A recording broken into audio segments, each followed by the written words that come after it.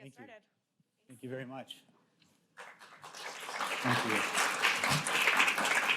Thank you. It was really exciting and very humbling to find out that there was this interest in this topic. So thank you very much for having me and having Farwell back to talk about this. Very quickly, all of this is on my LinkedIn profile, but as Monica noted, by day I work as the CIO at Madison College over on in the middle of the state, and spent some time working with Farwell as a senior advisor and continue to assist them. I also do some work as an associate professor of project management at USC and kind of similar work as adjunct faculty at University of Wisconsin-Madison and at UW-Platteville, teaching in some graduate and adult education programs there. So I live and breathe and sleep this stuff and kind of dream in, product roadmaps and prioritization. I love to talk about it. So that's enough about me. And like I say, it's on the LinkedIn profile. So this afternoon, we're going to talk about ruthless prioritization and how that feeds into your road mapping, the art of effective road mapping. What we're going to do as far as how we tackle this topic, we'll talk a little bit about the roadmap process itself. Why do you need roadmaps? How do you get there? What do they help our organizations do? We'll get into roadmap governance. Why is it important to have some kind of a governance process around the creation of a roadmap? We'll spend some time talking about prioritization traps. Frankly, that's my favorite part of the entire presentation, is talking about the traps that we can fall into when it comes to prioritization, or maybe more accurately, the failure to prioritize. We'll talk a little bit about what does it mean? What does ruthless prioritization mean? Because that sounds so harsh, but really we're just talking about being pragmatic and making the hard decisions and involving the right people in your organization to do that. We'll spend a little bit of time talking about the techniques that we can use to help us do ruthless prioritization and bring governance to our roadmap process. And then again, the even more fun part is we're all going to work out together. So when we get to that point, we've got a case study, probably a scenario or multiple scenarios that I am guessing many of you have lived through. We'll work out those cases together, and then we'll get back and we'll talk about how you arrived at the decisions and how you applied some of the things that we talked about this afternoon, and just generally have what I hope will be a very lively discussion on this topic. Speaking of discussion, as I noted a few minutes ago, I do work as a professor, and I spend a lot of time working with adult learners, and one of the things I always put out there is everybody comes to a session like this with a unique set of interests, a unique set of objectives, things they want to take away. And so I encourage you to own that. And if you have questions, if you have things that you want to talk about, if there are practical applications or real-life challenges that you would find valuable to discuss with this group, to ask me about, I would love to hear that. I always like to say, I'm the person at the front of the room with the slides, but the brain power is out there. So I encourage you to join me in making this a lively and interactive session, ask questions, raise points at any time, and we will talk about it and enjoy the opportunity to learn from one another.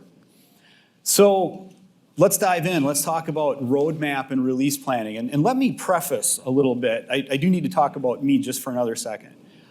So prior to taking the job that I have now, I spent about 5 years with a company that's now known as Salesforce B2B Commerce. When I worked there, they were a startup called Cloud Craze, going through the whole process of rapid acceleration, rapid growth, and trying to figure out how to bring discipline to the product management and product planning process.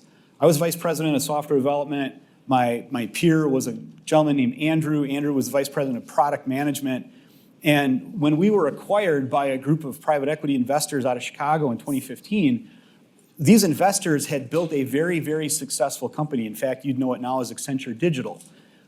They knew a lot about services, but they were not product people. And so one of the things that we had to do is join together to train these C-level executives and our new owners on what it meant to bring discipline and rigor to a product roadmap process. And because we were using Agile as our approach to development and delivery, we had to teach and educate them on how the roadmap governance process interacted with and fed the Agile development release planning cycle, so that they understood why it was so critical to have that discipline, have that governance. So I share that with you because that experience very heavily informs what I'll be talking about with you. So again, why do we need this? Well, because we need roadmaps to tell stories about where we're going. We look at the roadmap scenario as a strategic plan. Again, when I think about my experience with software development, with SaaS products, we'd be thinking out about a year, maybe a little bit more. Things can change so quickly in technology that beyond a year, we're kind of fooling ourselves. My current role, we talk about unit planning, and we're actually talking about kicking off that cycle for the fiscal year 21-22. And it's mind-boggling to me because I feel like things move so quickly. About a year is about as far out as we can look for our planning cycle. So who needs that roadmap? Clearly, we need it internally because it's helping us figure out where are we trying to take our product? Where do we need to take our product? What is the market telling us? Critically, it's an outward-facing document. It's an outward-facing tool.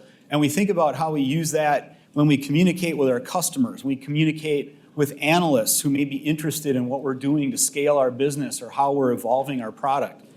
We think about how we use that to communicate with our partners, people who we may be working with to bring our product to market, whether it's through an actual marketing process or whether you may, like in our case, we were working with system integrators like Accenture, Capgemini, et cetera. They wanted to know what we were building because it would inform how they organized their teams and how they interacted with us.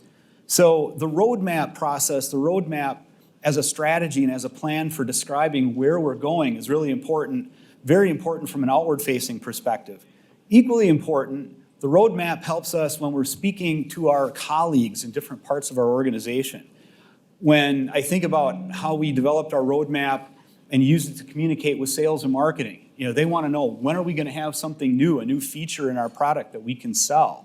We have a new story, something new to reach out to our customers and talk about. The marketing team, they want to understand, what does this mean in terms of how we need to plan our marketing cycles? Again, when will we have something new and exciting that we can be developing some programs around? So the roadmap is a very critical tool to help from a planning perspective in that regard.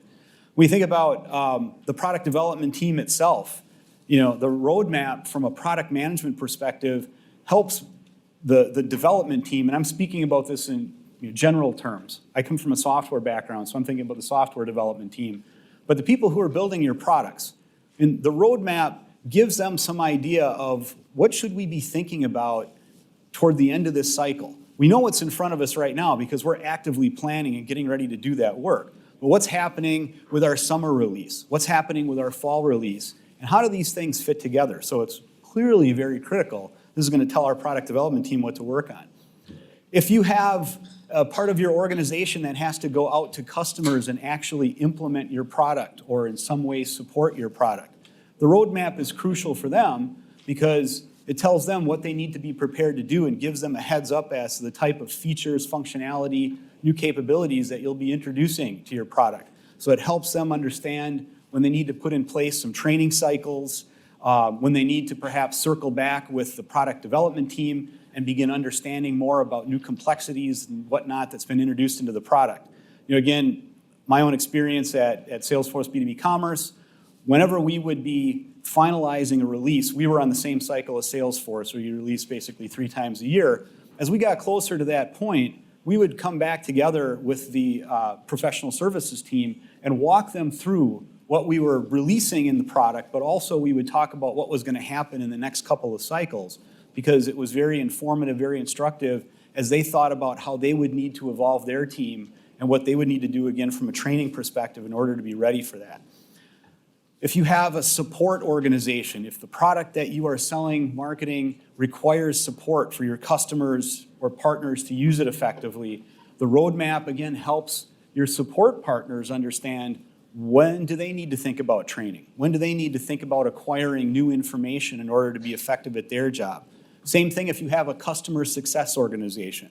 If what you're selling is a subscribable product, from time to time you're going to have to convince people to sign up again. Makes sense?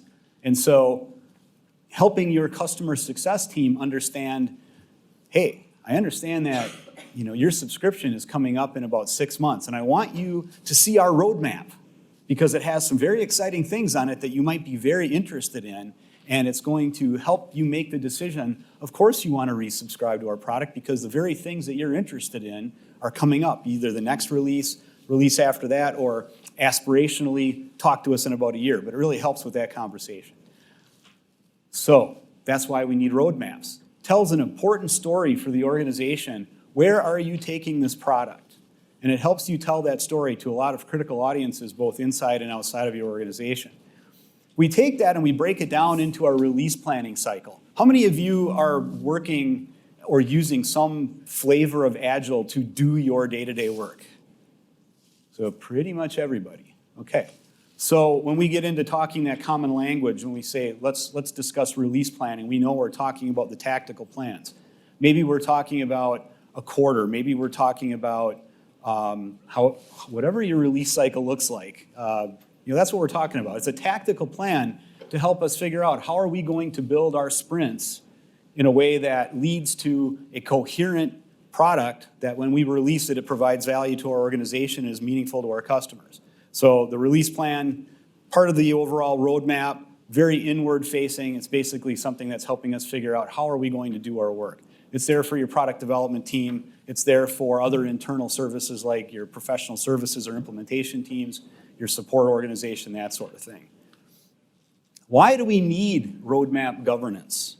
So we've just talked about this very important document, this very important strategic plan. So why do we need it? I'll just ask a hypothetical question. How many of you work in an organization where you have unlimited resources? I asked that question once. I had a class, about 36 people over at UW-Madison at the Fluno Center. I was teaching a class on managing multiple projects. And I asked that same question. How many of you have unlimited resources? And some wise guy in the back of the room raises his hand. Everybody turns around and looks at him like, what's your story? Well, I work for the Department of Transportation here at the state of Wisconsin. And I work on emergency high priority projects. So in fact, if I raise my hand and say I need resources to get a thing done, I get them. So everybody just stared daggers at that guy. So, how envious, what a position to be in. Most of us don't have unlimited resources. We work in an environment of constraint. That's just what it is. And if I'm assuming that many of you, because we're here at a coding environment, many of you work in a technology or IT environment, and we feel that constraint even more painfully.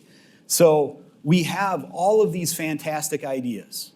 We have people who want us to do things. We have people, in this case, when we talk about our product roadmap, so many people who would like to influence what goes into that. But we have finite bandwidth. If you work for a very large organization, that bandwidth may be pretty significant, but it's still finite.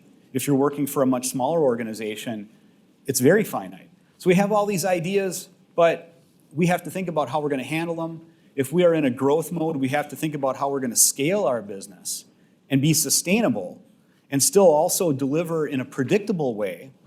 Because again, we just talked about how the roadmap informs sales, marketing, support, various other entities. And if we are all over the place with our release cadence, it kind of throws off their planning. It doesn't help them very much. We want to be able to scale responsibly and in a quality manner. We want to maintain a sustainable and predictable cadence. So we need roadmap governance. We want to make sure that anything that is going to make it into the release plan, into the roadmap, has a business case. Why are we choosing to invest our valuable resources to do this particular thing for the product at this particular time? Because again, there's a lot of competition for our resources, a lot of competition for our attention. And so we want a business case to help us really verify that we're making the right decisions with these valuable resources. All these many, many ideas somehow need to be distilled down and prioritized to a vital few that are worthy of the additional effort and brain power that goes into planning and ultimately getting those into one of your releases or one of your sprints. We have to do this work, again, to feed the roadmap so the rest of our business, the rest of our organization can plan accordingly. It's very important work.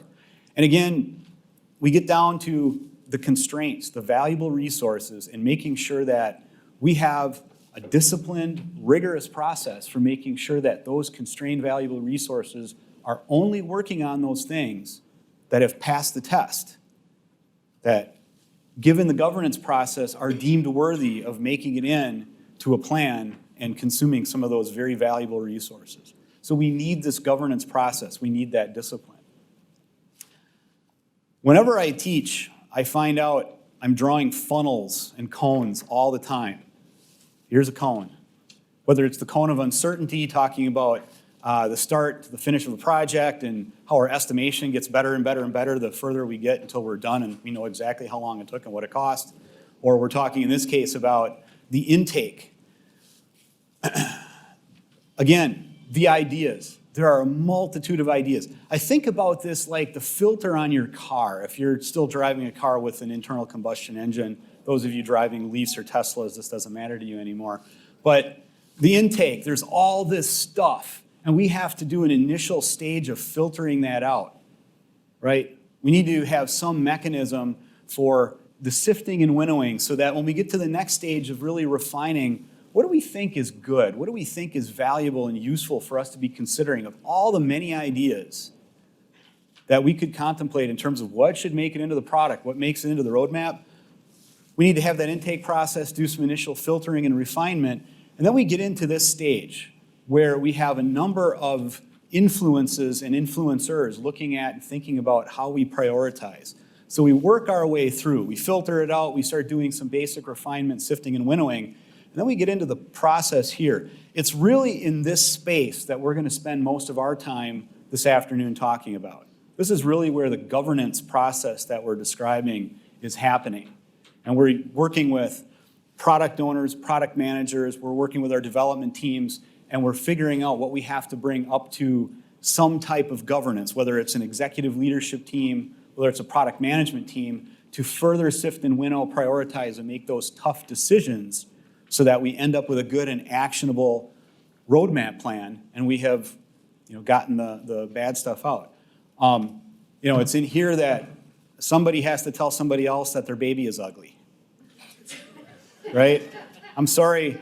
I appreciate your idea, but it's just really not very good in the context of our product. So think about how you can say that diplomatically and still maintain your friendship with your colleague, right? But that's essentially what we're doing. Your idea didn't quite make the cut. So where do we get this stuff from? I mean, we have all these ideas. They can be ideas for improving the product. They may be coming from our customers. They could be coming from our employees. If we have a customer success or support organization, they are hopefully maintaining a backlog of bugs, of questions, of customer requests, that kind of thing. We may have partners in our various channels, our different sales and marketing channels, who are influencing and giving us ideas on what would help them be a better partner and help us work together to sell more of whatever it is that we're selling. So we have all of those ideas. And again, if you go back a slide, I'll go back a slide. You think about the top of the funnel, the intake. That's where we're getting all these different ideas coming in. That's where we're also getting the needs that are coming from our existing customers and also from some of our internal sources. So we have our sales and business development teams coming to us and saying, I could close a lot more deals if only you'd put that thing in the product. And depending on your size and scale, you could be having a few of those conversations, or you could be having a lot of those conversations. But again, our sales and business development people are very influential in helping us figure out what would help us sell more of whatever it is we're building, our products. Again, we get our customer requests. If you have existing customers, they are incredibly influential. True story. My time at Salesforce B2B Commerce, we had one customer who, how do I describe them? They're not very well known, but they're the largest contract electronics manufacturer in the world. Their scale is unbelievable. And as we were building our product and preparing to implement the product for them, mid-project they came to us with a request for something they called bulk order upload. It's a fancy way of saying, we want to put a bazillion products into an Excel spreadsheet and dump it in and have your cart consume it and populate the order. We didn't have that feature. But given this customer, given the scale, you bet your bottom dollar that we found a way to deliver it, right? And again, this is in a very, we probably had 15 customers for our product at that point. So to have the largest consumer contract manufacturing company in the world make that kind of a request, very influential. We spent some time, we did projects for the various Coca-Cola bottlers around the globe. They had different needs and different interests. And whether we were in the sales cycle or whether we had them as customers, their input was incredibly influential. So your existing customer base is absolutely critical in helping to inform your roadmap process. But at the same time, remember, it's finite. We only have so much bandwidth to go around, so more to come on that. Product management's role in all of this is absolutely crucial. This is a question to all of you assembled in the room. How many of you work in an environment where you feel that you have a strong product management group or strong group of product owners that can really dig into this process and really work it? Show of hands. Okay. This is an estimate. I'm seeing maybe half the hands in the room go up, and I saw some go partway up. So when I teach Agile, I'm finding more and more I spend a lot of time talking about product owners and the role of the product owner. Absolutely crucial in driving this. So whether you call it product management, whether you call it product owners, however you're operating, that group has critical responsibility for managing this whole process, all the disparate sources. Remember, the intake process. We need strong product management, owning this, capturing this, using rigorous and robust tools to organize all of this so that we can run our governance process. Absolutely critical. So let's talk more about the refinement. We get these ideas in order to figure out what's good, what's not good, to do the sorting, to do the sifting and winnowing that we talked about. We've got to get information. So we need that product management group, the product owners, doing the work such as getting details, fleshing out these user stories, having conversations with people who can help build these things out, having the meetings, having the discussions, doing the sorting, the assessment, and maybe beginning to assign some high-level understanding of value definition, having further conversations to get more details. Those of you that have been through different Agile training may remember the Alistair Coburn comment that a user story is, among other things, a placeholder for future conversations. You've heard that? Well, we need to have those future conversations as we go through this process, developing and refining our understanding of what's wanted, figuring out what is the business value of adding this particular feature to our product. How is this going to help us do more of whatever desirable thing, land more customers, work more efficiently, whatever it is? How do we get that? How do we understand that? Driving to create some actionable definitions so that as we go through these processes and we have these discussions, we get a better and better idea of what it is that we're talking about.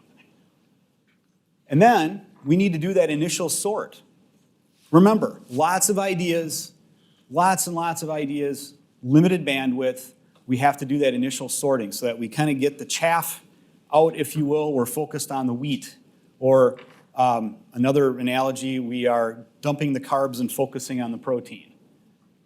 An article I wrote a few years ago. I'll send you a link. Anyway, we do that initial sort, those initial recommendations on priorities to help us better understand where we need to develop, or rather devote our energy. And then we get into having those conversations with the people who are going to build this stuff. So we want to get to a point where we have things refined well enough that we can get into some substantive conversations with our development team, whether we're talking software or other. That is the team, of course, that's going to help us understand what's realistic within the time frames that we're working with. Help us understand if we're looking at our different release cycles and you want to have this gargantuan feature, is this realistic? Or is this something that maybe is going to need to span multiple release cycles, as was the case with a number of things that we built into the product at Salesforce B2B Commerce. There are things that we did that we took basically 9 months to deliver because we had to put a framework in place for the first release, and then we delivered the remainder of the product and the customer-facing capabilities in the second release. So understanding, working with your development team, what are we trying to build? Is it huge? Is it relatively small? Is it relatively straightforward? Does it demand a great level of technical achievement? We need to have those conversations so that we can further refine our understanding of what's possible and necessary. How do we do that? We've got some fun and exciting criteria that we can use as business people, as product owners, as product managers, as leaders, to help us understand and to help us apply different criteria to get to that point. So we think in terms of revenue growth, which any organization, whether you're massive and at scale or whether you're in a startup mode, gaining customers and growing revenue is absolutely critical.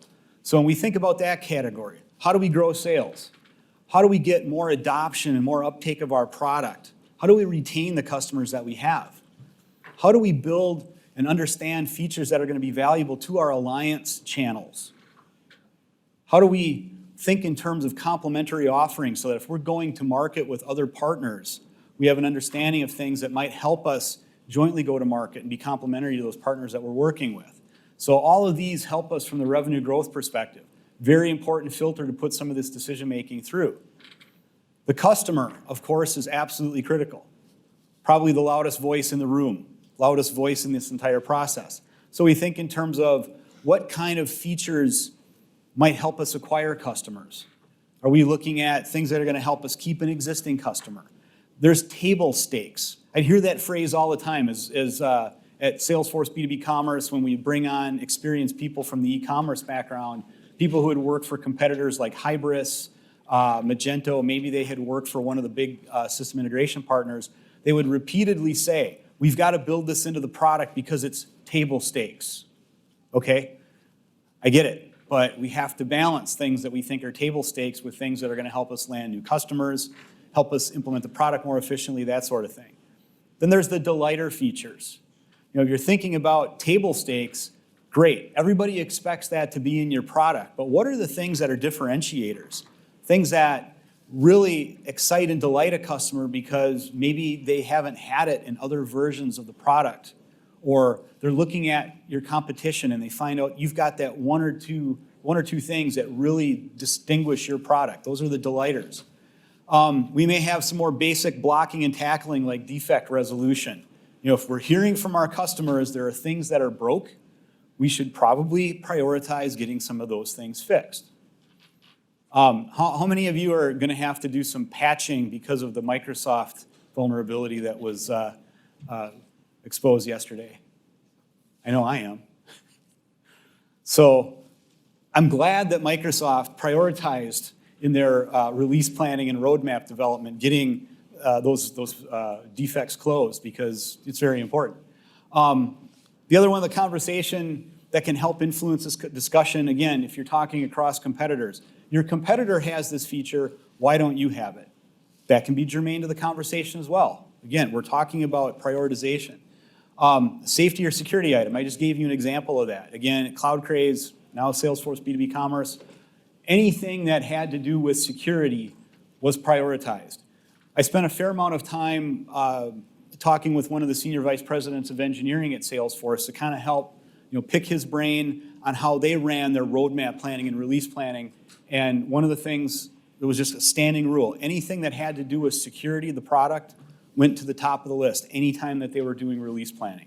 So that was very useful when they had to balance competing priorities. Then we think about our positioning in the marketplace. Now, how does that influence things? So a number of categories here. I don't know if this is true about the products that you all work with, but line of work that I came from, getting into the Gartner Magic Quadrant was very, very important. Getting positive analyst reviews from the various analysts out there, Constellation, Forrester, Gartner, whatnot, was very, very important.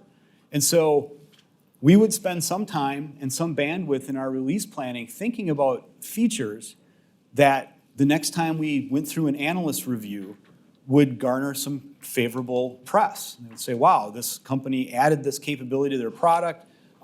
We've now moved them from up-and-comer to somebody who has just broken into the Magic Quadrant, that sort of thing. Obviously, anything that you can add to your product that's going to help you gain market share of your competition, very important.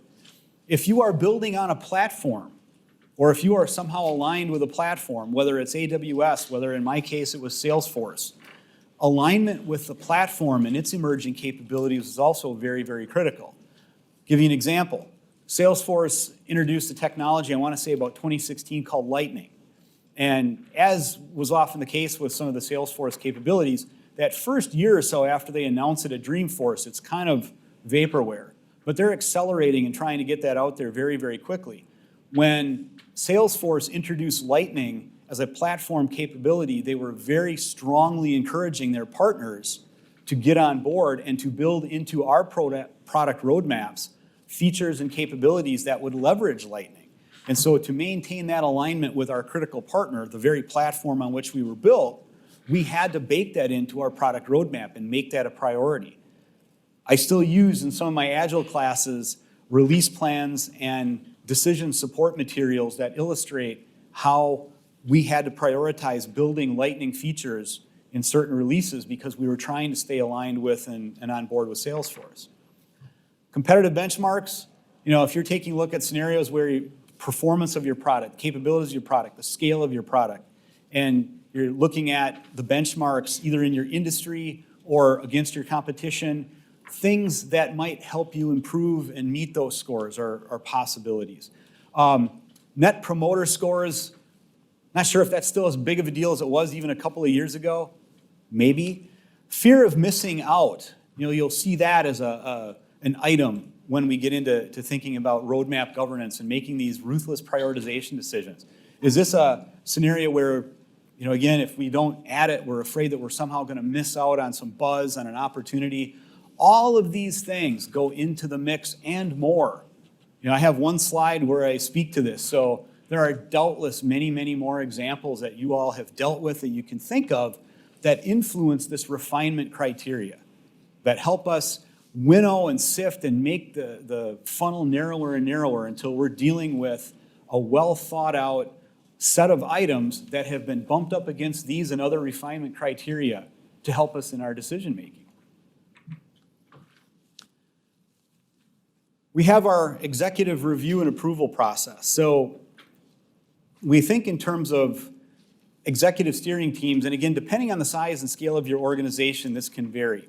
The organizations that I've worked in, again, we were literally dealing with the C-level when we got to that point, and we needed to have tiebreaker conversations. In larger organizations, you may be bringing this up to senior leadership within product management, product marketing organizations. Regardless, you think in terms of developing some kind of a steering team. At Madison College, not a product environment, although I am very much speaking and guiding our college in terms of think of our IT products and services very much like products. I'm driving the creation of governance teams that do all of the things that we just talked about, even to the extent we think about gaining market share, because in an era of declining student populations, the pool of available students is getting smaller and smaller. So just like anybody else, hey, we're competing with Milwaukee Area Technical College for students up to a point. So thinking in terms of governance, I'm setting up these same kind of teams at Madison College. The idea here is periodically this group will need to review and make decisions on these competing priorities. All of the criteria that we've gone through are going to be part of this conversation. We're going to be bringing business cases. We're going to be bringing decision support information to this group and aid them and insist on their guidance and input in the assessment of the business cases, the drivers, other considerations. The idea here is we're not going to an executive leadership or a governance or steering team for every single decision. That would just not be practical. And if we're operating in an agile environment, which we all agreed that we are, that's not what we expect. The product owners are going to handle the majority of these things. But when we get into situations where, and you're going to work on some of this later on, you have one influential group like sales advocating for a feature in an upcoming release or to be positioned at a certain point in the roadmap. And that voice is competing with another part of your organization, maybe a very influential customer that you want to keep. At some point, there's got to be the tie-breaking process. That's what we're expecting the executive review or governance process to do, is we get those very few competing priorities into this decision-making process. We provide this group with the decision support information, and we expect from them either approval of things that we're looking to fast track for different reasons or decisions on items that need to be prioritized, and other things are going to go on the backlog until we think about the next planning cycle. We don't want this, which happens too often, although I do love that remote. That would be fun. We think about the responsibilities in this process. Who owns what? We just talked about the executive leadership team or whatever our governance model looks like. The blocking and tackling is happening with the product management team or your product owners and your development teams, Because once we've done that thinking about what has to be on the roadmap and what that looks like, and we're trying to get to our tactical plans, we're building release plans. We're looking to our product management, our product owners for well-defined, well-refined, actionable definitions of the features that we're looking to deliver on. We're looking to our development teams to have those conversations and to help us understand what is possible. So again, very collaborative. Both of these groups have their responsibilities and accountabilities, and we need that to be functioning at a high level in order for us to come out with good outcomes. So these groups work together to come up with the release plans, we say by quarter, by season, whatever your release planning cycle looks like. These groups are going to be working together to develop these release plans, update the roadmap, and ultimately come out with something that they will be accountable for delivering. Because again, remember the wide audience that we're communicating to.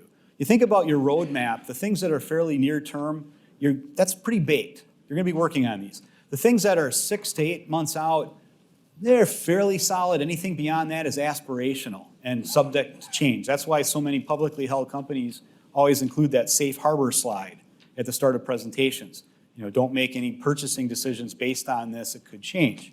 But when we get to the release plan level, we're really thinking about making commitments that we're going to do our best to deliver on. And again, the competing priorities go back to this group. If we're trying to finalize a release plan, we're trying to figure out what could fit, we've got some things that we have to make tough decisions on, we go to this group, we expect them to assist us with that. Our outcomes, again, whether it's by quarter or other time cycle, we need approved, committed release plans at least a month or so in advance of when we're going to launch the next development cycle. The collaboration and accountabilities on this. We spent some time a moment ago just talking about the responsibility. If we think about the forward-looking roadmap, again, that's heavily owned by product management.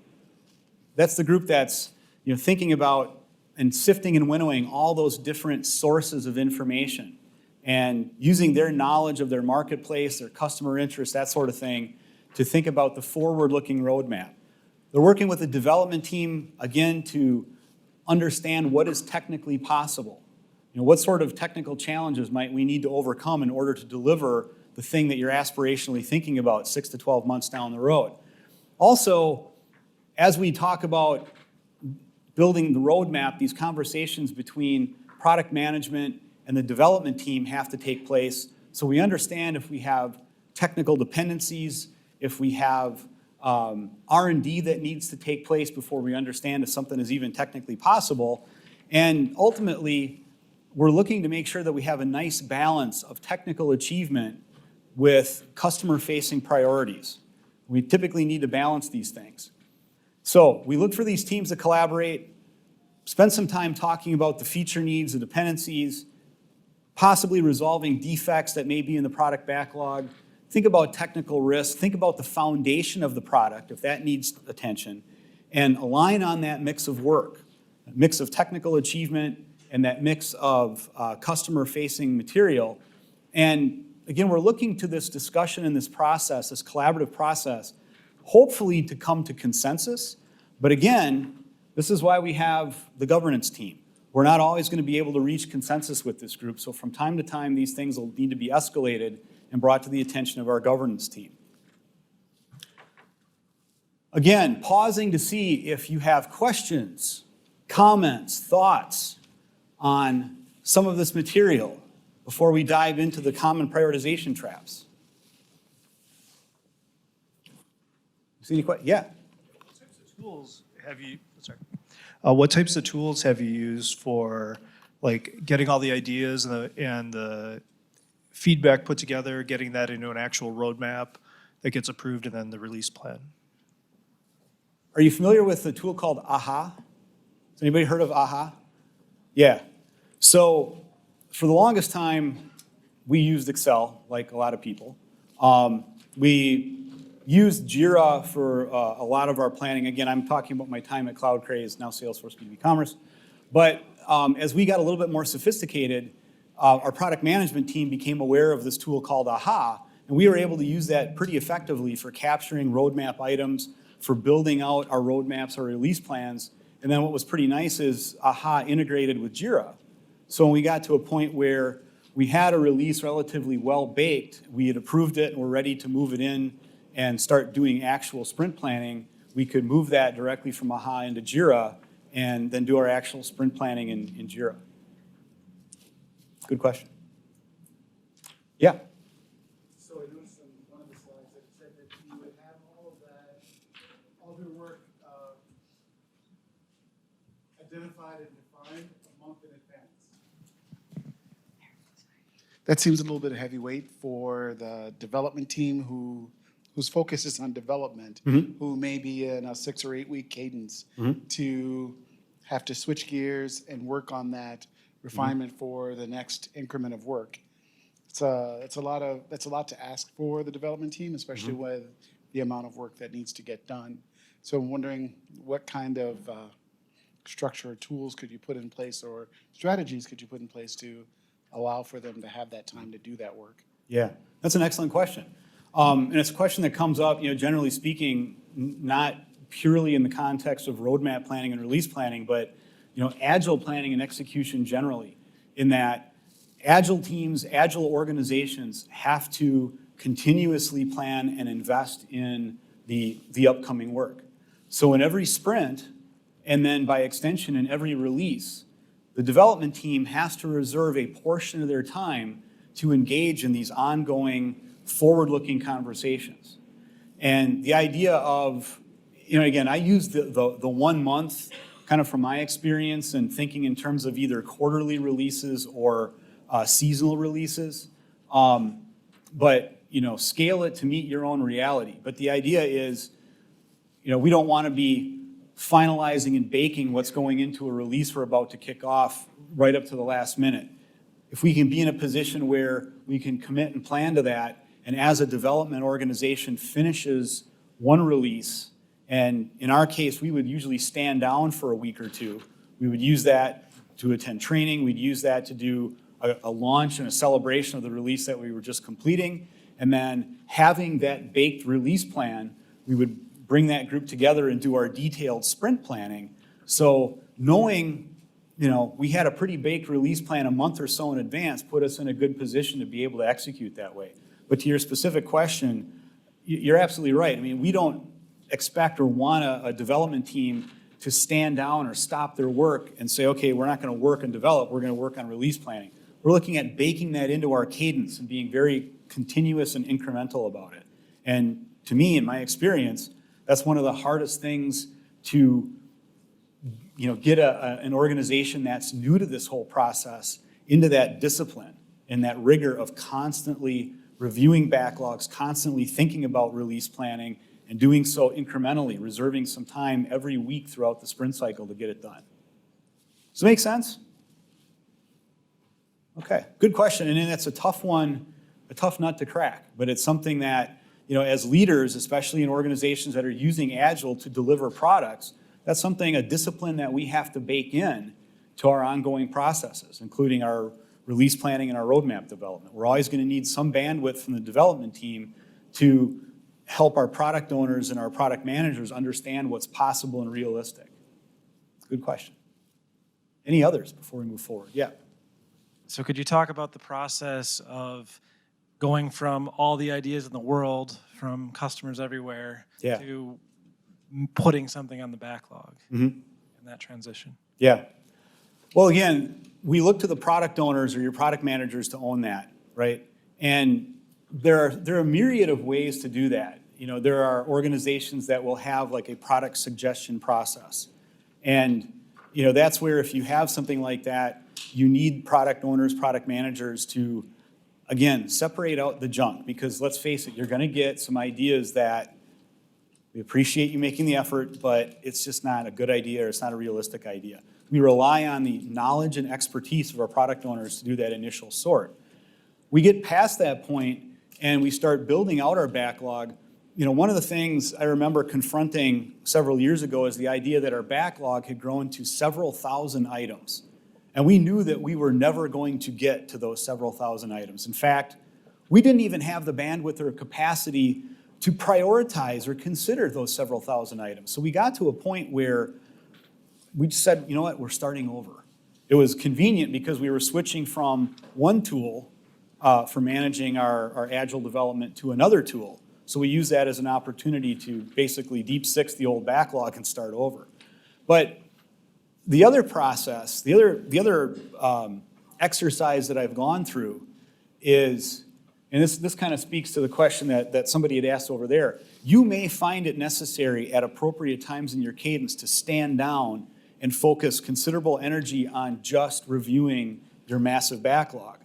And I can think of a client at one point trying to figure out, we've got this backlog of several hundred items, and we're trying to get ourselves into a release planning cycle. They wanted to plan a summer's worth of work for a couple of development teams. And we had to get basically vice presidential support to get the right people in the room for a couple of half-day sessions where we sifted and winnowed the entire backlog. This was what was really amusing. We went through that process. We looked at each item on the Excel spreadsheet, and then we would open it up in ServiceNow. It was a tool that we were using to capture some of these things. And we'd look at one item and go, okay, why is that still on the backlog? That was deployed to production 4 months ago. Okay, good, that's off. What about this one? Well, the person who requested that left the company a year and a half ago. Great. So we had to go through that exercise and put in the sweat and, the tedious review, but, that's sometimes what you have to do. And it enabled us to sort out a lot of things that were, okay, why did anybody even ask for this? Great, that's off the list. Why is this still on the list when we already deployed it? Great. Why is this on the list when the people who wanted it aren't even here anymore? And we got down to the point where we had a manageable backlog. And then we could go through one of the prioritization tools. In our case, we use the Moscow rules, must have, should have, could have, wish list, or won't have in that particular release. And we really held people accountable to the rigor of if you call something a must item, you've got to have a business case for it. Because if there is a manual workaround at that point, it's not going to be a must. So that's one way to do it. Does that help? Great. Other questions? I had a question about KPIs. At what point of the process do you track that type of information? Are you continuously aligning and tracking to those numbers? Yeah. Metrics? Well, that's a really good point. In the decision criteria, when we had the slide up looking at all the different things, I don't have key performance indicators on there, but that's a really good one.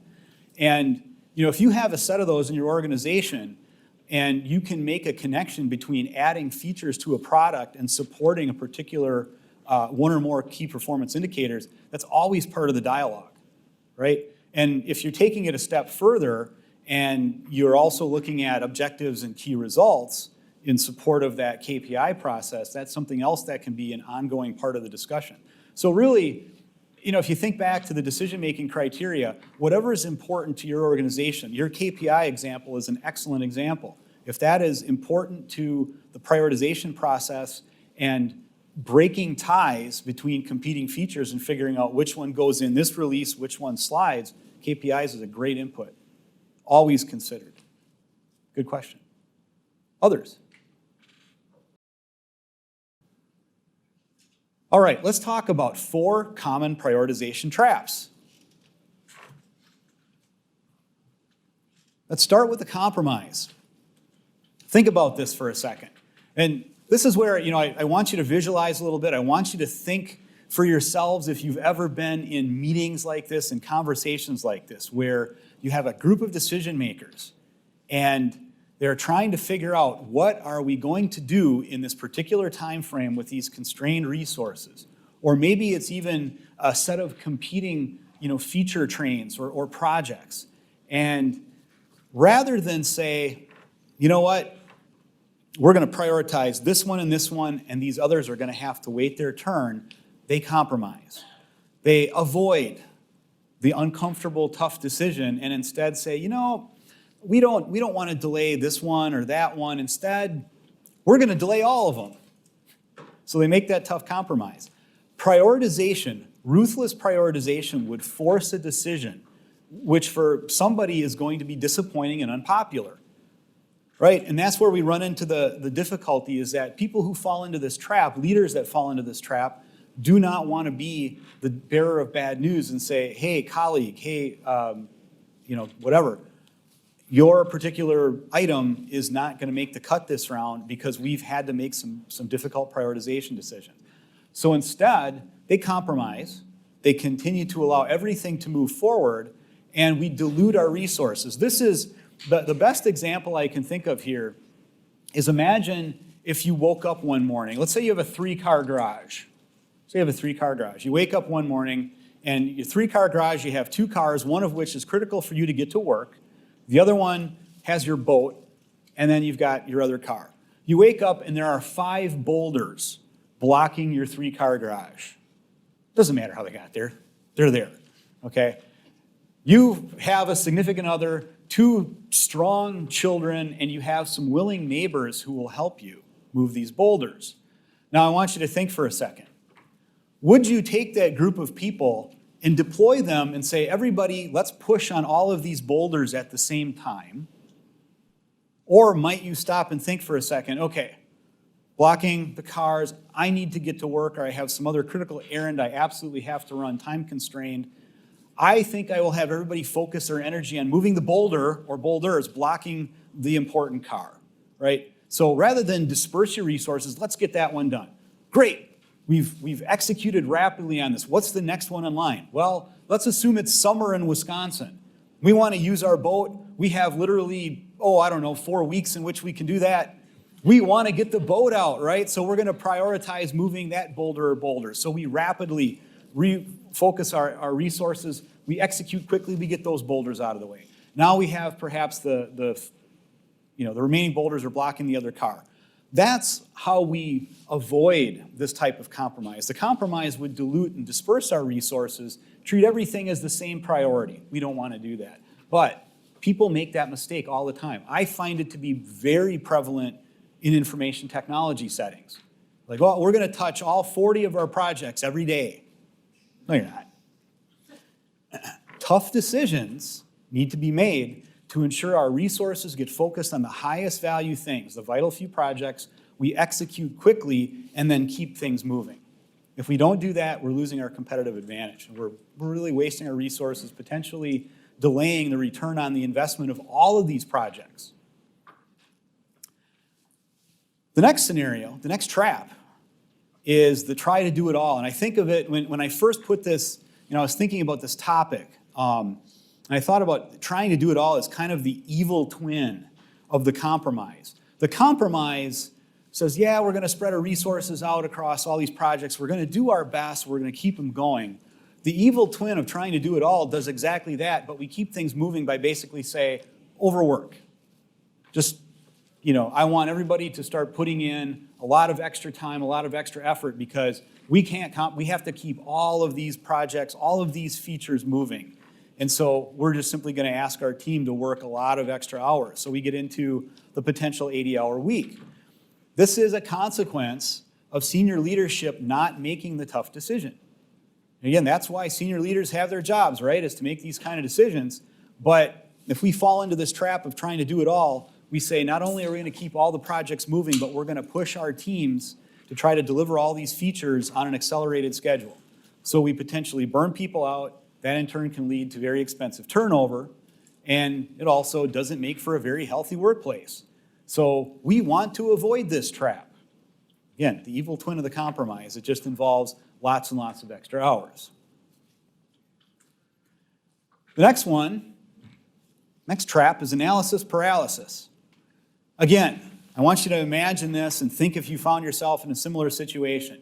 You bring a plan, a set of options to a leadership team or a governance team. And here's our plan. We have these different features. This is the time frame in which we're going to work. There are a few that aren't going to make it in this time frame, but here's our plan for delivery.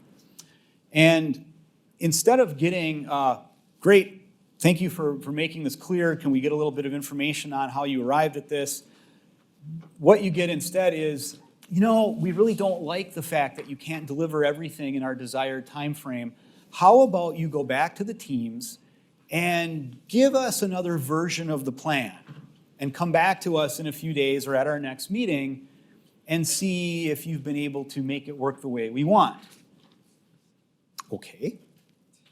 So you go back and you sit down with product owners, with your team, and say, hey, we need to take another cut at this. Is there anything we can do that might help us deliver all of this scope, all of these features in this particular time frame? And you do another round of that, and you come back to the team and say, well, or excuse me, to the governance team, the executive leadership team, we have an alternative version of the plan, still doesn't deliver everything, but if we extend our time frame out a little bit, we can. Well, we don't really like that. The problem here, for some reason, the leadership team is missing a sense of urgency to get things done, to make a decision. And instead, they're happy to ask you and your team to take several laps around the track, come back with these what-if scenarios. You get a false sense of progress. Well, we're taking a look at all of our options, but really what's happening is it's concealing indecisiveness and an unwillingness on the part of that leadership team or that governance group to make a tough decision. And to say, we accept it, we understand. If we have to make certain compromises, help us understand which of these we need to make, and let's execute. Organizations that are afflicted with analysis paralysis cannot advance their products. They spend a bunch of time in these endless decision loops instead of executing, the saying, what does it go? A good plan violently executed today is better than a perfect plan next week, or something like that. George Patton, Dwight Eisenhower, one of them said that. The problem, and I've experienced this firsthand, is not only are you losing valuable time and potentially delaying your go-to-market, maybe losing some competitive advantage, but your teams are upset. Their morale drops because they would like to be developing competitive value-add features, and instead they get asked to take additional laps around the track to come up with plans. So, analysis paralysis, very bad. Avoid that. Organizations that fall into this trap cannot advance their critical products, can't get their key projects done. The last trap is it's all high priority. This to me is the worst of all traps because it involves to me the most egregious leadership behavior, which is, I don't want to be held accountable to make a tough decision. It's all top priority. You figure it out. Find a way, get it done. Senior leaders have their roles for a reason. I think about myself in a leadership role, I'm expected to know certain things, and I have that job because one of my accountabilities is making tough decisions. I had a standing agreement, and continue to this day to have that agreement, that if I ever go to a group or a team and say, it's all top priority, you figure it out, they can kick me in the kneecap. You can see I have pretty good mobility. So I have never put myself in that position. I've never kicked the can down to a team in that regard. It's very alarming because, again, senior leaders in this case are abdicating their responsibility for making tough decisions. Again, it suffers because not only do teams then have to scramble to try to figure out a way to deliver everything and potentially fall into one of the other traps I described, but again, morale also suffers because they see their senior leaders not being accountable, not engaging in a governance process, and giving them the vital direction that they need to concentrate their energy and their talent on the right features, the right things to help bring value to the organization. So, those are our 4 traps. I want to try to avoid them. Those are just 4. There are many more out there. So, let's talk about ruthless prioritization. We've talked about the need to develop roadmaps, release plans. We've talked about the responsibilities, who helps us get there. How do we sift and winnow the wealth of good ideas from all the different sources? We've talked about traps to avoid when it comes to prioritization. Now let's talk a little bit about what ruthless prioritization looks like. And when we say ruthless prioritization, this doesn't mean being mean. It doesn't mean being unprofessional. It means being ruthless in that there's not going to be a priority 1 and priority 1A. It means we're going to make a decision and we're going to stick with it and we're going to make it abundantly clear to all the delivering organization what this looks like. How does this manifest? Tough decisions. I've had to deal with some of these myself. You have an ongoing release and you realize, you know what, if we don't deliver this very, very critical feature, we're going to have a lot of fallout. So we're going to pull some resources off of this and we're going to dedicate them to completing an even more important feature within this release. Somebody's going to be upset. Whoever was the quote-unquote loser in that decision is not going to be very happy. But if you have the appropriate supporting data and you can make that decision rather than, we'll try to figure out a way to get both of them done. You can't do that. You know you're going to fail. Can you make the decision to delay a nice-to-have feature that maybe some internal stakeholders or maybe a customer that you're particularly fond of would kind of like it, but it's not crucial. It's not really a move-the-needle feature. It doesn't really provide much in the way of return on your investment or any kind of a competitive advantage. And so are you willing to make a ruthless prioritization decision to delay that feature and possibly deal with the fallout? Are you willing to stop development on some ongoing features within a release because you have a very interesting window of opportunity in which we could get this done, we could bring it to market, but that means delaying some other in-flight features. But this opportunity is incredibly valuable. Are you willing to do that? That's what ruthless prioritization means. And again, this isn't doing this without data, without supporting information. It means with all of the facts available to us, we will choose to do this and defer that versus, find a way to get them all done. Are you willing to, hold the phone away from your ear a little bit while the angry customer vents to you because you're delaying something that they'd hope you'd fix because you've got something else that's even more important, and the alternative is we're going to delay our whole release if we meet the needs of this angry customer. It's a tough decision, but in ruthless prioritization, we hold ourselves as leaders and as organizations accountable to make those tough decisions, backed up by data, backed up by the process that I've been describing here so far this afternoon. To the gentleman who asked the question about how you can do that, it means part of our process is constantly scrutinizing the backlog. You'd also ask the backlog question. If you do not have a robust, rigorous, supported process for constantly reviewing your backlog, it's going to be very challenging. If you don't have a process for getting these decisions in front of the right leaders at the right time and on a regular cadence, this isn't going to hold up. So you've got to keep that backlog updated. You've got to periodically update your roadmap and have a constant cadence of updating your release plan for this to work. Again, you need decision support criteria to bring to these leadership entities in order to make these tough decisions and engage in what we're calling ruthless prioritization. Why is this hard? This is not an easy thing. If it was easy, probably wouldn't be the level of interest in this particular workshop. I have not found it easy myself throughout my career. But if we want to be good, if we want to execute, we want to focus our resources, do the right things, we got to find a way. It's hard getting started. It's hard sometimes even recognize that you have the problem. You've got to make a commitment that we're really going to solve it. You need to get in that rhythm and then sustain it.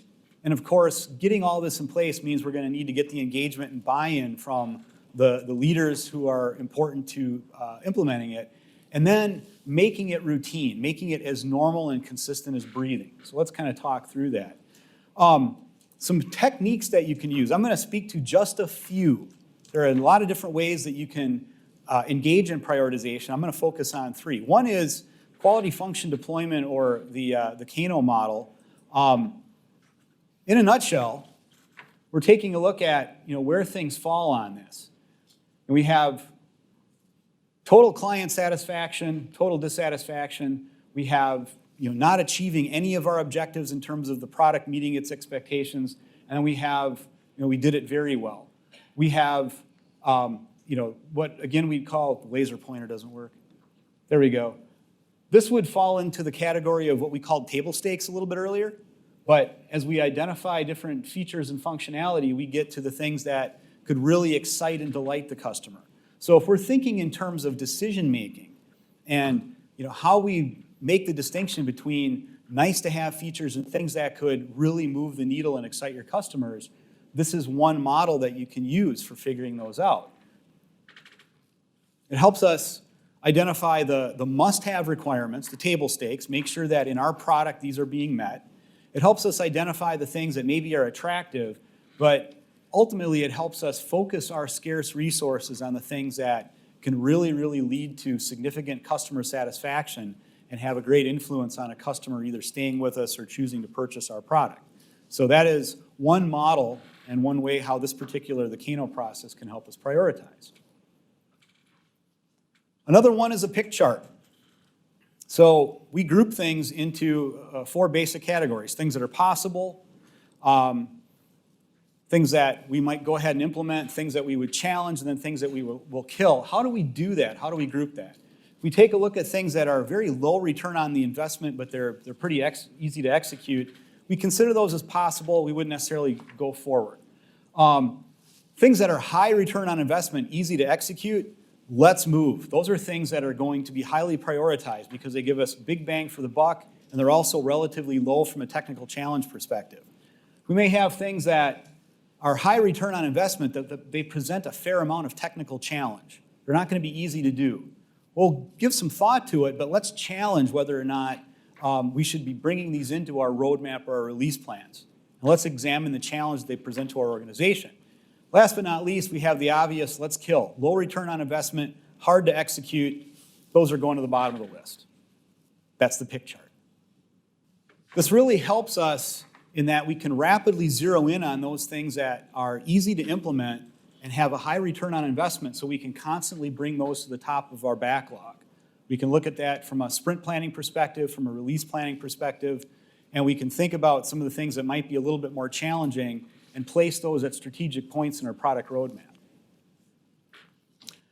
Lastly, we'll talk about the Moscow rules. Again, those of you who are experienced Agile or Scrum practitioners are probably familiar with the Moscow rules. I will say this, it is also an excellent book about CIA spycraft during the Cold War. I read it in the middle of 2019. Excellent book. This is something that people can rapidly buy into in terms of trying to understand the distinction. And the critical thing when you're talking about this is you're always doing this on a time-boxed basis. Within this defined time frame, which things must we deliver? Which things should we deliver but we could live without if we had to? Which things could we deliver if everything went really well in this particular time frame? And which things, based on our assessment, they should stay on the wish list, they won't get delivered in this time frame. The example I gave, the gentleman had asked the question about how do you go through a large backlog and consistently prioritize that. The exercise that I referred to, we effectively use the Moscow rules and we force people to justify anything that they classified as a must. What's the business case behind calling this particular feature a must in this particular time frame? If it met that test, great, we'd call it a must.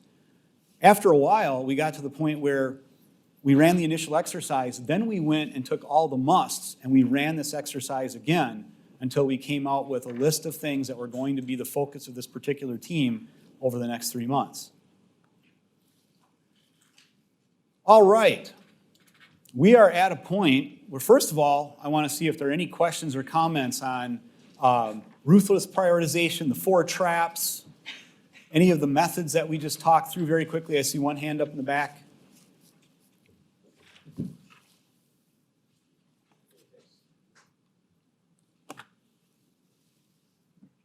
Hey, thanks. I just wanted to ask a little bit about the pick chart and when you have ROI on there as, can you help define what you think of when you think of ROI? Because it could be a lot of different things. So Yeah. do you categorize that? Are you thinking about, let's say it's growing customers or it's actually revenue growth? How do you classify that ROI? That's going to be really dependent on the criteria that you're using to define return on investment. So this is a pretty general example. Somebody brought up the question of when would you factor in key performance indicators into this process? Well, ROI could be defined as how a particular feature supports the achievement of a critical performance indicator. ROI could be, if you're looking at things from customer acquisition or customer retention, ROI could be defined in that regard. So depending on what your drivers are, and the drivers that you and your organization determine are most important to helping make this selection, those are the things that are going to fit the broad definition of return on the investment. So it's going to kind of fall to you, your organization, your process to pick out those particular ROI categories. Does that make sense? Okay, good question. Hey, I got a quick question. Just talking about when you was talking about the 4 different traps and you used the metaphor for having the garage and the boulders. Mm-hmm. So my question would be, so one of the things that I've experienced is that when I have I have all of these different boulders, and I have all these different projects that I want to execute. So for me, I've learned, one of the things that I've done is, instead of saying we are going to tackle this one, I've been in spaces to where I've utilized all of my peers with each specific expertise to tackle each individual boulder, and we get them all done at the same time, as opposed to us saying everybody focus on one boulder. And the reason why I say that is because I've tried to do it that way before, where we all focus on one project and nothing got done because everybody is trying to, everybody got different expertise. So maybe we have a photographer, then we have a fashionista, and then we have a designer. So, but they all couldn't do the same project. So what would you say as far as like tapping into people's strengths? So say I have 5 events, 5 projects that I want to execute, but and with those 5 projects, I have 5 different people with different expertise, and I just want to place them in the right position to execute, as opposed to saying, okay, all 5 of you guys come here. It's like execute, then we come together, regroup. Like what? I think if I understand your scenario, that makes a lot of sense. And you're going to run into situations like that where, because of the skill sets that you have, and because, if I can interpret your question, it could be non-productive to have all of these different specialties trying to concentrate on one project at the same time. They'd actually get in each other's way. And so in those cases, you take a look at the projects, you take a look at, how do we sequence these appropriately? So I can't think of a good way to apply that to the boulder metaphor, but if there was, I got it.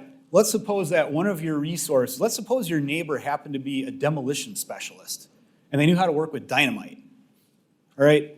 You're gonna maybe have that person do their work placing some dynamite to blow up one of these boulders, while you have some of your other resources with different specialties maybe focusing on other things.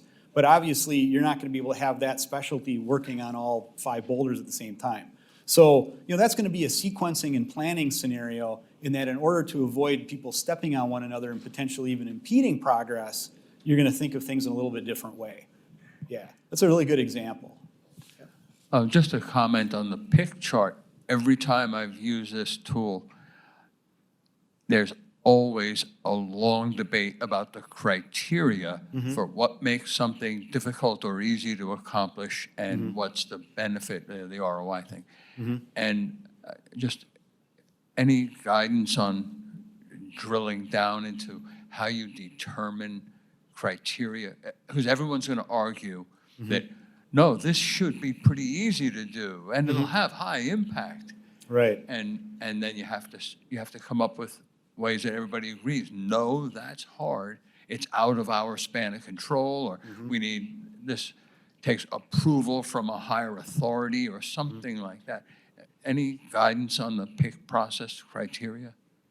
I can tell you a story that maybe can give some guidance to that. The best example I can think of is the lightning example I alluded to a little bit earlier in my presentation, where Salesforce had created this technology, and they were very insistent and interested in seeing their partners or product partners implement it. So we got right down, we didn't use pick necessarily, but we were having the same conversation, because there was my director of engineering, and we were talking about the mainstream core product, saw Lightning as something that would be very difficult and challenging to implement. And when we would have these discussions, we would have the pushback saying, we're not ready to try to implement this. The technology is not mature enough. We don't understand enough about it. The pushback would come from one of the product managers who was very interested in it. In fact, this guy now works for 7 Summits here in town. And it's like, no, it's not as hard as you think. So that we'd have those conversations back and forth. Ultimately, we ended up deferring some of these, the building out the Lightning features, because in the final analysis, Salesforce themselves didn't know enough about the product that they had created to really provide us with that kind of support. So I think in order to make those tough decisions and figure out, is it going to be hard to execute, is it going to be easy to execute, you get right down into, what's the risk? What information do we have?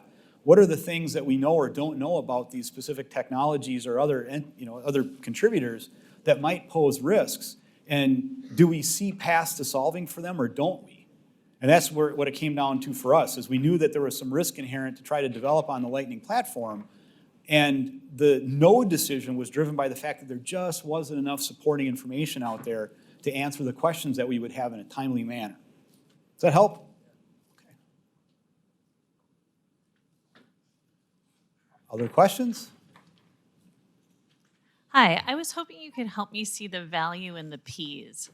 Like, I noticed on your, the next slide over, how that's the second thing that you consider after the easy wins.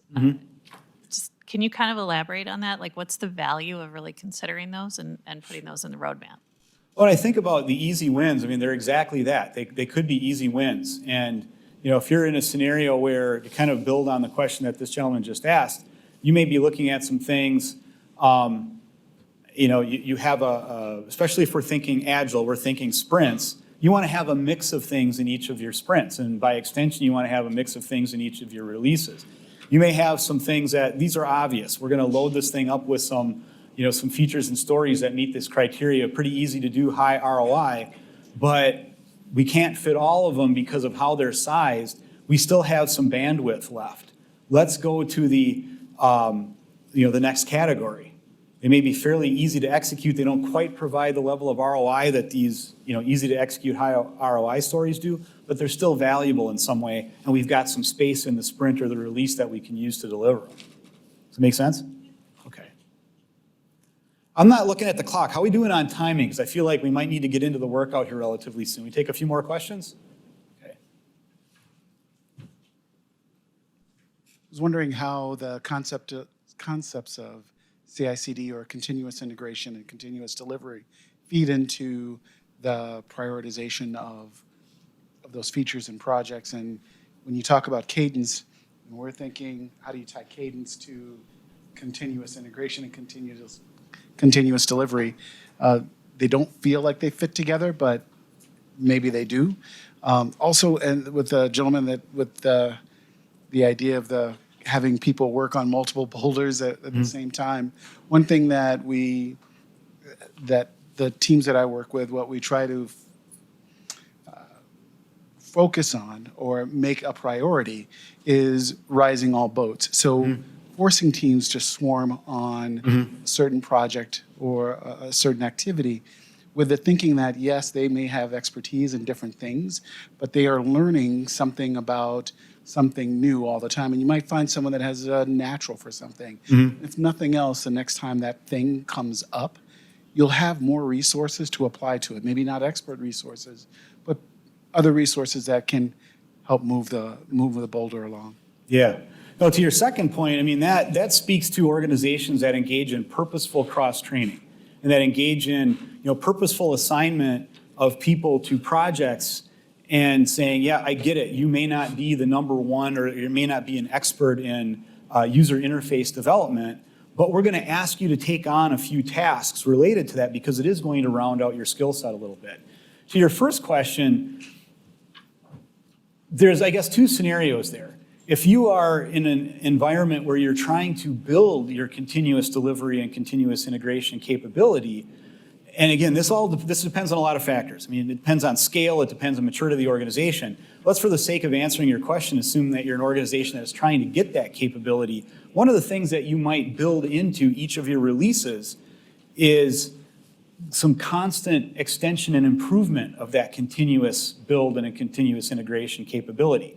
Again, thinking back to my time at Cloud Craze, early days, we did not have automated testing. We were pretty kludgy in terms of our capability for doing continuous release and deployment.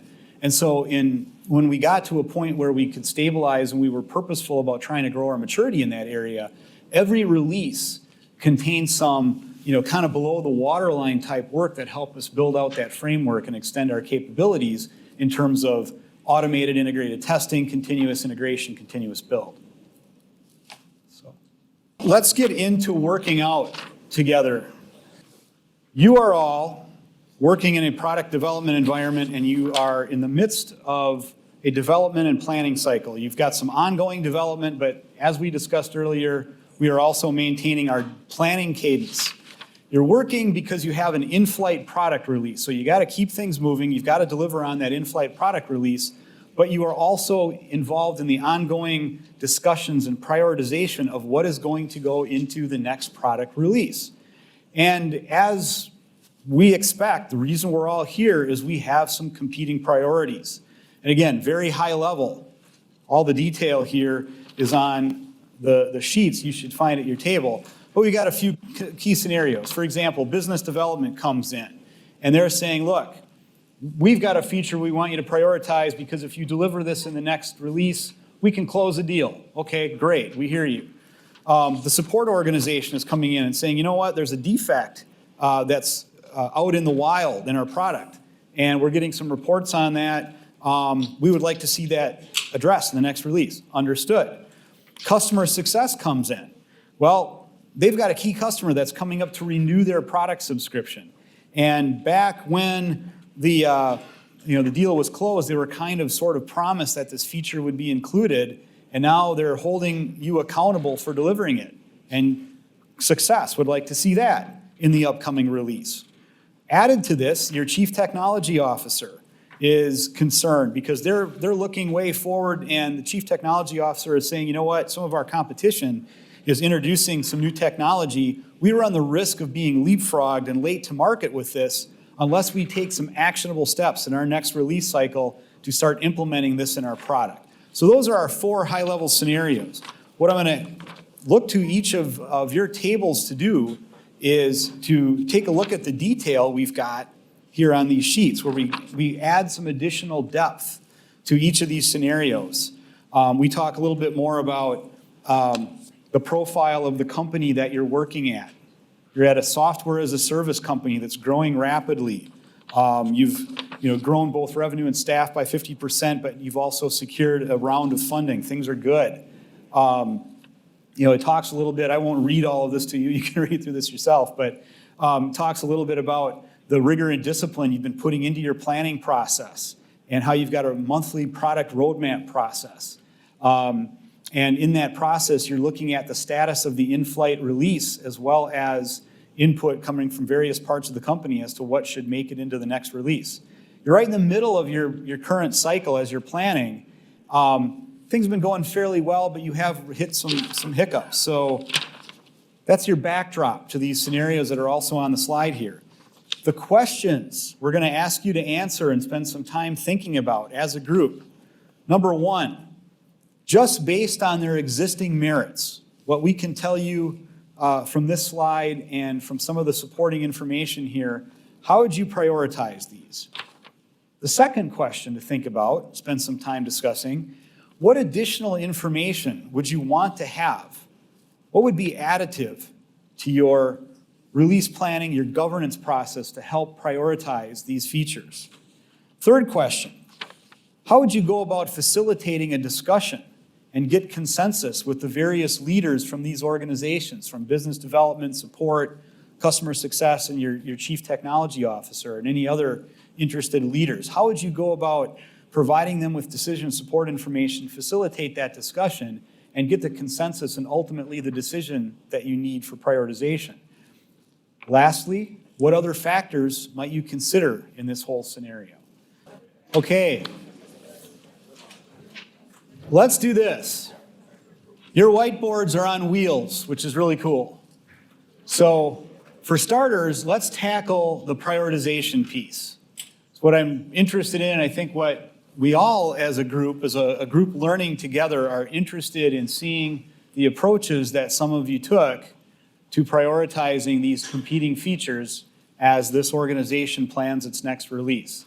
So here's the part where I look for a group to volunteer to roll their whiteboard up kind of to the center so that our videographers can capture it and so that everyone can see what you did. Do we have a group that would like to volunteer to start us off and share their prioritization?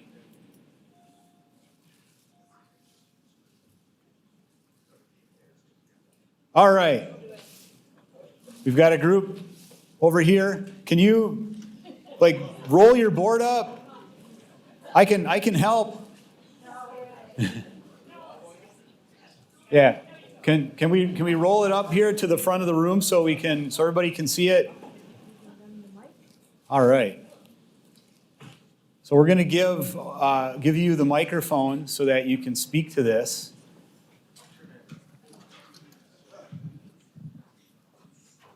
And we're interested in how you prioritize these and some background on how you arrived at your decisions. Okay. What criteria you considered. Yeah. All right. Oh.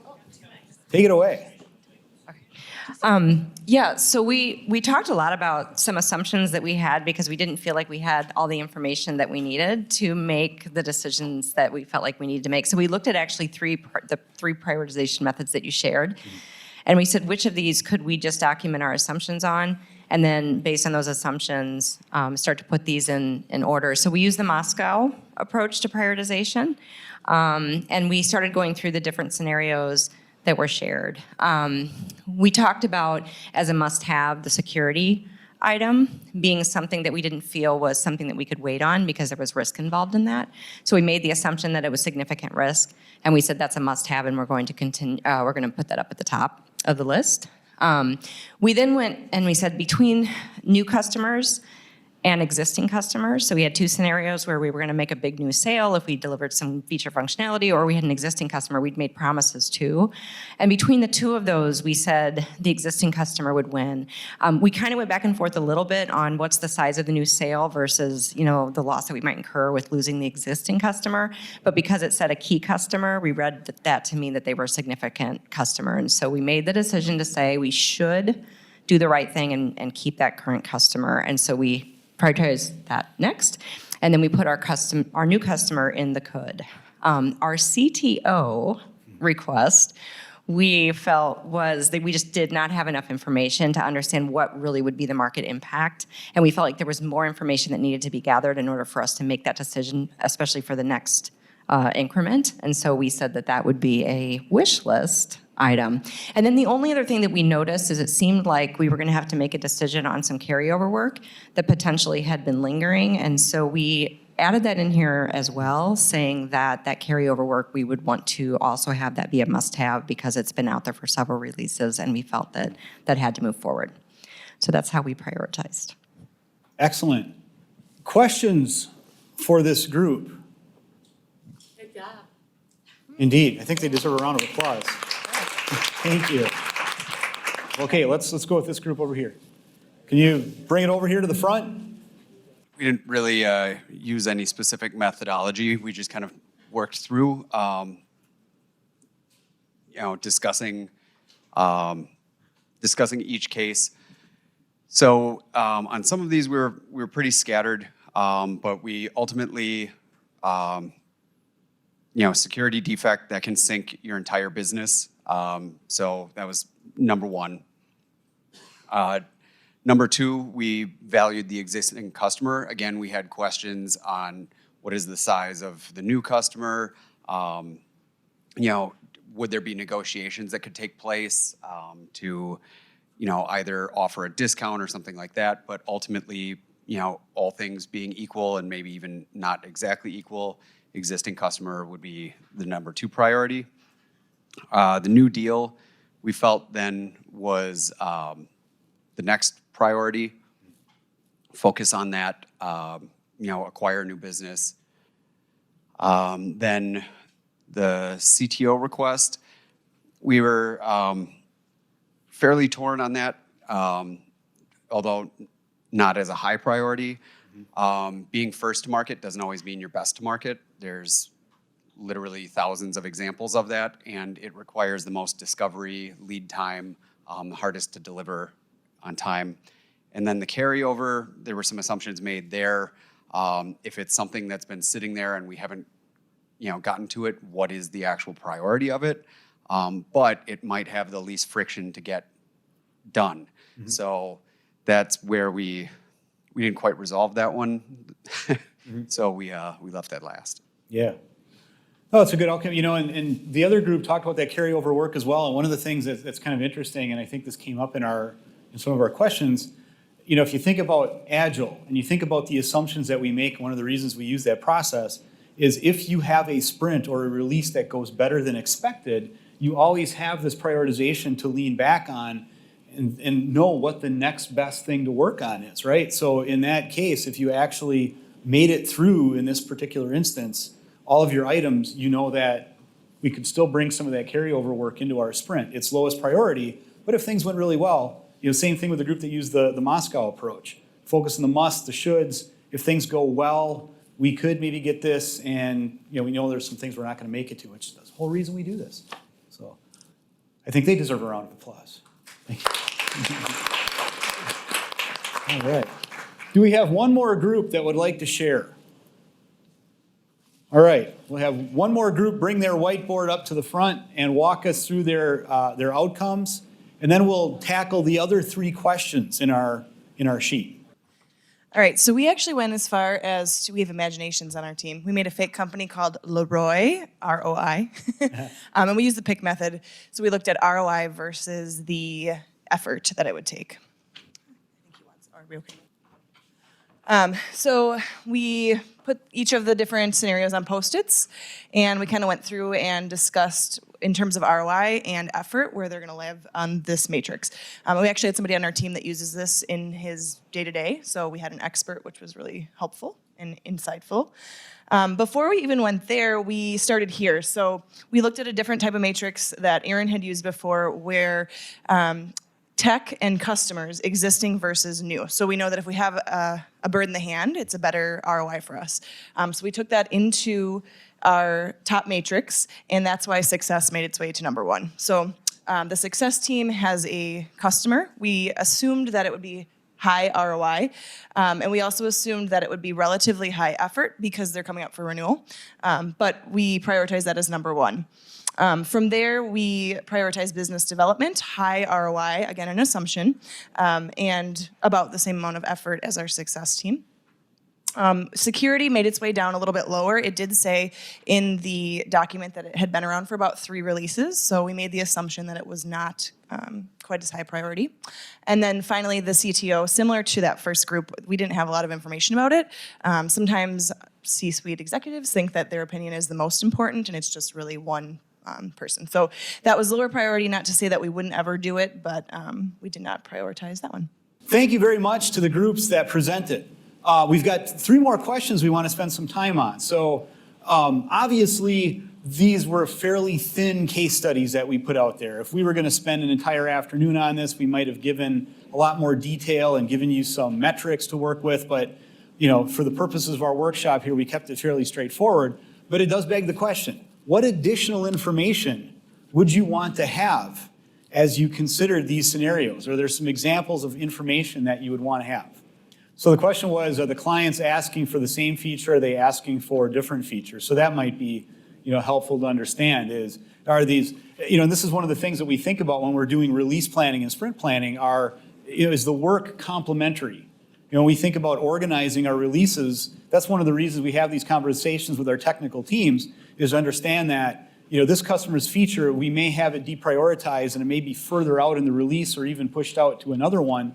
But given that this customer right here that's up for renewal is interested in something that's complementary, we can maybe pull this thing forward in our overall roadmap and do it together, right? So that's an interesting thing that we would want to know. What's another piece of information that could be helpful to us? I had a couple things. One for the oh, sorry, somebody else talking? Go ahead, you got the mic. We'll come back over to you. For the feature that's in progress and at risk, I would want to halt that and maybe talk about it. What's the impediment? What's the problem? Could this possibly be put on hold and looked at later until an impediment is resolved? Knowing the dates for the 2 features or the renewal, the customer renewing, and then closing the deal with the new customer. What are dates around that? Could we fit this in next release? Also, what is MVP for those features? Could we split it up? Do we have to do the entire thing right away, or can we squeak in something small to capture that new customer, make them happy, and do the rest later? Yeah. So those are a couple things. Your last example, always be thinking about minimum viable product, right? So again, given some of the examples I used a little bit earlier in building an e-commerce product, a particular customer I can think of, we did, I want to say 1.0, 2.0, 3.0 versions of the same feature. So in the first release, we created the capability. It was very much a minimum viable product. It enabled them to do one basic but very important thing. And then as we understood it a little bit better, in each release, we extended the capability of that particular feature, building upon that customer's need. So it's really valuable. Also, as you noted, understanding the timing of the renewal. Do we have some space here? Can we play for time? All those are interesting conversations. What else might we want to know about the new deal and the renewal? What's a real, what jumps out at you? The revenue. Yeah, absolutely. What's the revenue stream we're talking about? What size customer are we going to keep? What size customer are we going to potentially win? If we're talking about metrics like annual contract value, recurring revenue, those are huge. Your question or your thought? A little bit more about the additional clients that might be impacted, because some of these features may benefit them or may impact them. So while we talked about like a new client or one existing client renewing, some of those features, if you do them, might have a broader benefit. And so that would bump that higher on the price. Absolutely. Yeah, if and that's again where you need to understand what kind of input you're getting from the field. And, if that's a scenario where there could be really broad impact, that's huge. Excellent. Good stuff. Let's take the third question. So think about the conversations that you're going to have. You've got competing leaders bringing all of these different needs to the table. And we've talked about, some of the traps to avoid. We talked about some of the prioritization methods. Can you think through how you might facilitate these conversations? What are some techniques that you might use, or what can you anticipate might be some of the challenges in trying to facilitate these conversations? What might you need to do to lead these and help guide the decision makers to the appropriate outcomes?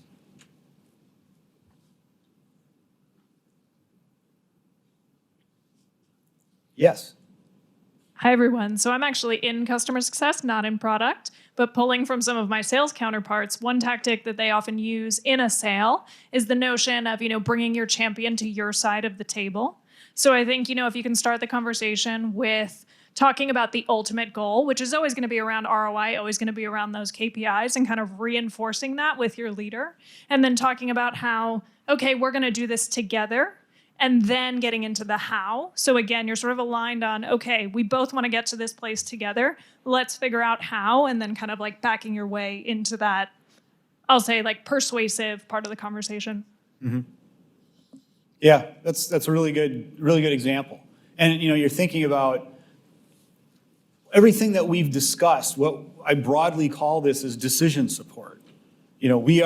We're bringing some tough decisions to a group of leaders and expecting them to avoid all of the 4 traps and instead make a prioritization decision.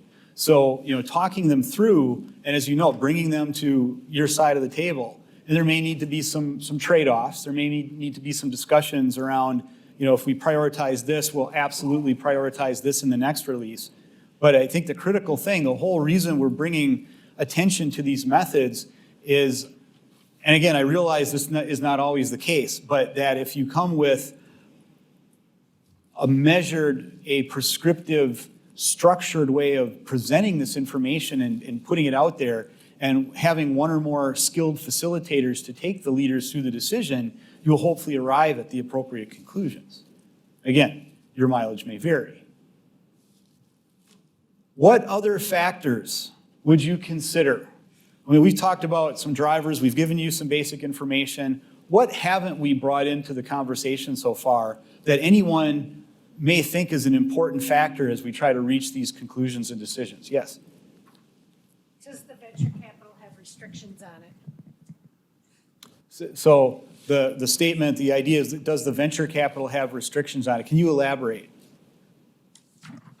Because, yes, they've just gotten their A round of venture capital. So when you say, does it have restrictions, what do you mean by that?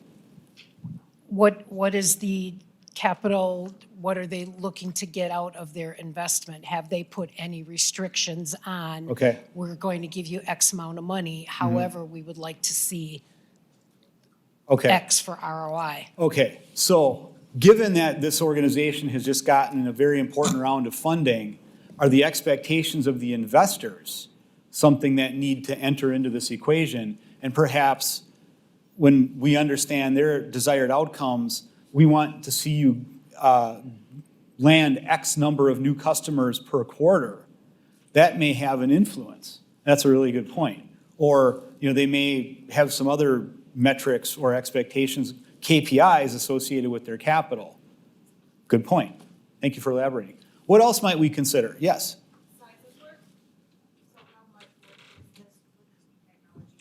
Yeah. Right. So, if we think about the CTO's request and the idea that we want to incorporate some new technology, I mean, if we're talking about rebuilding the underpinnings of the product somehow, if we're talking about moving from one technology platform to another, or some variation on that, and that's a significant lift. At some point, it may be critical to do that. Again, I think back to my own experience. The early stages of the product that we built were built very quickly.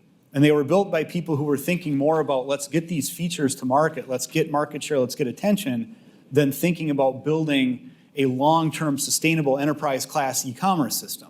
There came a point in our life cycle and our evolution as a product company where we needed to scale way back on new customer-facing feature functionality and spend the better part of a year basically rebuilding the underpinnings of the product. And that's not unlike the CTO decision. So how big, how complex is that work? Are we talking about multiple releases could be a factor? Yes? We talked a little bit too about dependencies. So maybe one would solution the other as well. So like in the case of the technology, maybe you wouldn't just go build the technology, but if you had a new feature, maybe that feature could be built on the new technology. Mm-hmm. Or the flip-flop, maybe you don't want to invest in fixing the security issue because the new technology would solution it. So just looking at the dependencies across those features would be a good Yeah, thing. a lot of conversations to be had on the ramifications of, yes, this particular bug is tied to the platform, but we're moving off that platform in our next release. So, if we can sustain for another period of time, it's going to become a non-issue. Good point. Other things you'd consider as part of this discussion? Yes? Kind of along the lines of the dependency thing, we talked about like taking into consideration the impacts on your support team, areas that might need to be trained up on something. If there's too much coming into their pipeline at one time, you might want to make decisions to space that out so that they're not being overwhelmed with too many things coming at them. Yeah, good point. You may take a look at the workload of other parts of your organization and realize that your help desk is being overwhelmed with calls for help on a particular issue. You may very well prioritize fixing that as soon as possible. Really good point. Another example, again, from my own personal experience, because we would implement our product ourselves, but then as we scaled, we began to work with system integration partners like Accenture and Capgemini and some of the other top tier and mid-tier SIs. We began to get more and more input that they would like to see enhancements that made the product easier to implement. We'd get that from our own implementation team, our professional services team, and we'd hear that from our SI partners. And so as we would move through our product development lifecycle and think about our roadmap, some of the things we began to always include in our releases was a body of work that would make the product incrementally easier to implement and incrementally easier to support. So that type of input could be very valuable. One more example of another consideration, yes? Human capital. Elaborate, please. So do I have the people to execute? Yeah. On either of the examples, so. Yeah, and that's really core to our whole discussion, right? I mean, and this could be, depending on your scenario, are we scaling? Are we going to be adding capability that might put us in a position to do more than we can currently do? Are we already at scale and we know what our capabilities are? That's absolutely critical to the foundational to the conversation. Excellent work. Thank you all for your thinking and participation on that.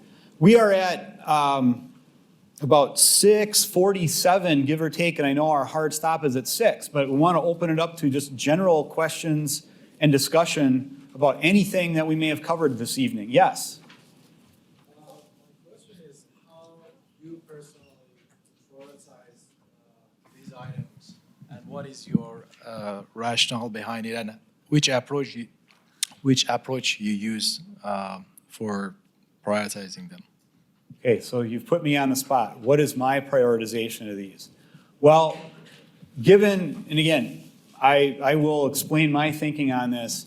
As I'm going through this, I'm going to prioritize the security issue first and foremost. And without getting into a lot of detail, I did encounter this situation and was in it didn't get too passionate because I think my argument won. My counterpart in product management didn't really want to address the security issue. And my position was the minute we knew about it, we have an obligation, one, to tell our customers about it, and number two, fix it as quickly as possible. So in this instance, I would prioritize the security issue, number one. Number two, I would, like pretty much everybody, almost everybody, I would prioritize the feature to help us keep the existing customer. And again, criteria that might go into that, and I did actually have to deal with this, there were some existing customers from early in our growth stage that, frankly, we didn't want to keep.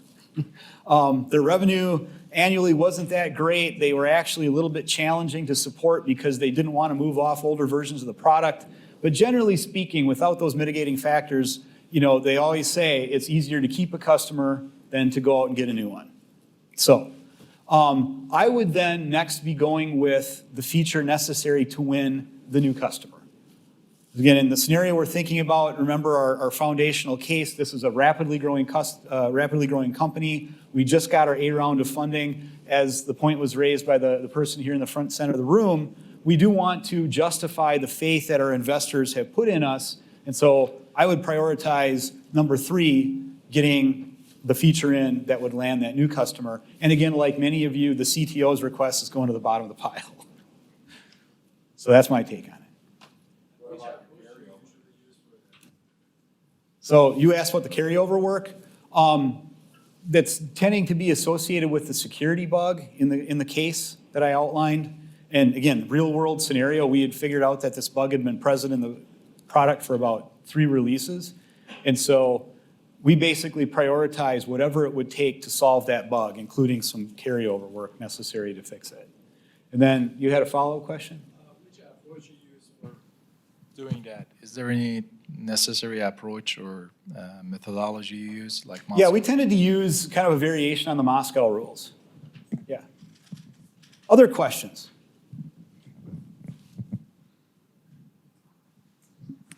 I was wondering if you had any recommendations or methodology for features that have like cross-team dependencies or situations, or where the features you're delivering are enablers for other teams' features. So you start to think about scaling this process.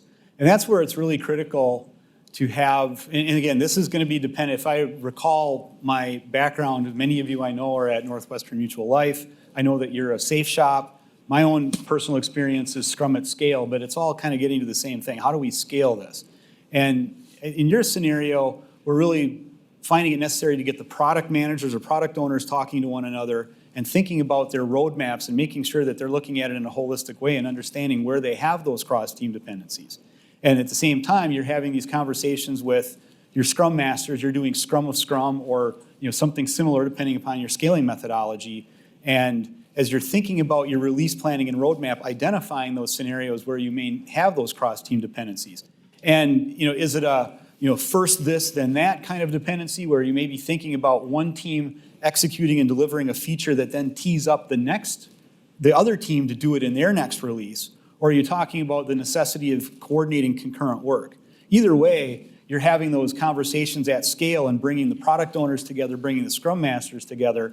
And again, depending on your scaling framework, mine happens to be Scrum at scale, you're also then elevating those decisions and that thinking to what's called the executive action team and making sure that they, on a daily basis, are addressing them and thinking about it. But then in terms of your long-range thinking, bringing that into your release planning process.